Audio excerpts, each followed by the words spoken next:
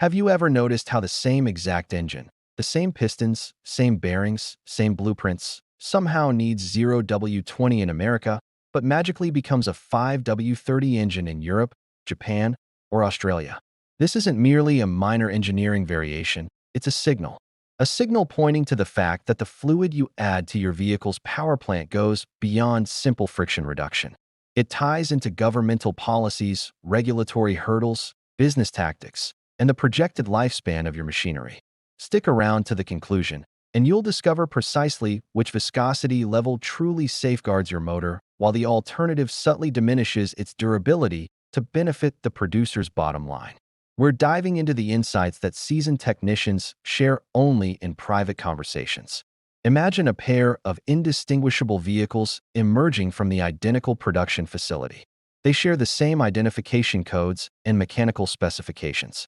One heads to American dealerships with a prominent label insisting on 0W-20 exclusively, whereas the counterpart destined for European markets comes with guidelines endorsing 5W-30 or sometimes 10W-30 for that precise engine model. If weather patterns were the sole factor, regions like sunny California and temperate Germany would receive contrasting advice, but that's not the case. A deeper dynamic is at play, originating from external influences. It all boils down to external demands, not the kind within your cylinders, but those echoing in executive meeting rooms. In the American market, vehicle producers face intense scrutiny over a single metric: overall fleet efficiency in miles per gallon. Falling short by even a fraction can trigger penalties amounting to vast sums. However, there's a permissible workaround: opting for a less viscous lubricant. This reduces mechanical resistance sufficiently to edge up efficiency ratings during official assessments. The marginal improvement might equate to just a few extra miles per fill-up for the driver, but it spares the company enormous costs. After certification with a particular grade, any alteration necessitates exhaustive reevaluation, extensive trials, additional expenditures, and potential setbacks. Thus, the specification is locked in the owner's guide, not for optimal engine health, but to align with financial calculations.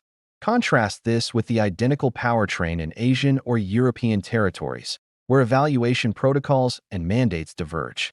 There, the emphasis shifts to a more robust lubricant, prioritizing endurance, sustained performance, and adaptation to demanding conditions like elevated temperatures, extended journeys, rapid accelerations, cargo transport, and maturing components. This approach focuses on real-world resilience rather than laboratory-derived efficiency figures. Now, let's break down those figures on the container. A 0W-20 designation indicates low resistance at low temperatures and extreme fluidity when heated. It facilitates effortless ignitions and impressive test bench fuel savings. Yet, during prolonged exposure to warmth, highway cruising, or strenuous tasks, it degrades rapidly, potentially dropping 10 to 15% in thickness after mere thousands of kilometers. When the protective layer weakens, critical parts like journals, seals, and forced induction systems begin to grind, accelerating degradation that's the root of premature breakdowns. On the flip side, 5W-30 offers a bit more substance during cold starts, but significantly greater resilience at operating temperatures, maintaining a sturdier barrier against contact. This is ideal for residents in warmer zones, such as California, Georgia, Nevada, or frankly most locales barring extreme Arctic environments. This debate isn't rooted in outdated versus modern philosophies. It's grounded in fundamental mechanics. Here's a crucial detail often overlooked by first-time vehicle purchasers: powertrains evolve with usage. Tolerances expand slightly, seals degrade incrementally, and supports shift marginally.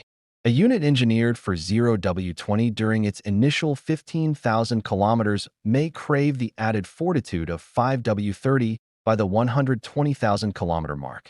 This explains why experienced repair specialists, those who disassemble and rebuild daily, not the front office staff reciting estimates, discreetly upgrade to 5W-30 in their personal rides well ahead of the six-figure odometer reading. Inquire discreetly, and they'll reveal 0W-20 caters to regulatory benchmarks, while 5W-30 serves the hardware itself. In warmer environments, the narrative holds firm. Third-party evaluations demonstrate that 5W30 retains integrity under thermal stress far superior to 0W20.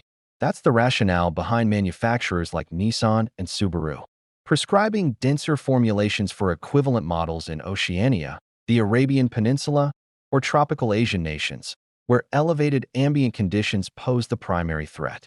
Empirical evidence reinforces this. Duplicate Accord sedans monitored across 150,000 kilometers revealed the 0W20 variant achieving marginally superior efficiency, but the 5W30 counterpart exhibited substantially reduced metallic residues and pristine internal surfaces. Similarly, a Ford 2.0L boosted engine subjected to both viscosities showed heightened depletion and compressor erosion with the lighter option. Transitioning to 5W30 alleviated these issues entirely. Regarding guarantee coverage, this is where apprehension often arises, yet legislation favors the consumer. The producer bears the burden of demonstrating that your chosen lubricant directly precipitated the malfunction to invalidate protection. As long as your selection complies with or surpasses their stipulated standards, such as APISN, ILSAC GF5, or similar, they cannot revoke assurances merely for selecting a grade that enhances longevity. Numerous automakers include notations in technical advisories permitting 5W30 as a substitute when 0W20 is unavailable, subtly acknowledging its viability. But wait, there's more depth to this than mere thickness. Chemical enhancers play a pivotal role. A high-end fully synthetic 0W20 fortified with superior foundational elements can surpass a budget mineral-based 5W30 in efficacy. Components like cleansers, friction modifiers, and thermal endurance agents are what truly preserve operational integrity. Nevertheless, pairing an advanced formulation with a consistency that resists dilution and heat yields the ultimate outcome, a smoothly functioning, silent, and enduring mechanism. So, what's the ideal selection for your situation? In chilly areas with brief commutes and strict adherence to maintenance schedules, 0W20 performs adequately. It's not inherently flawed, just tailored to particular objectives. However, for those in sultry territories, engaging in lengthy travels, pulling trailers, carrying loads, employing superchargers, or surpassing 90,000 to 120,000 kilometers, a premium synthetic 5W30 emerges as the wiser option for enduring defense. Ultimately, the unspoken reality is this. Those very motors mandated for 0W20 in North America were conceived and validated with 5W30 across global markets. You're not defying protocols. You're transcending promotional narratives and adopting an analytical mindset. If this perspective shifted your understanding at all, give it a thumbs up, follow for more, and activate notifications.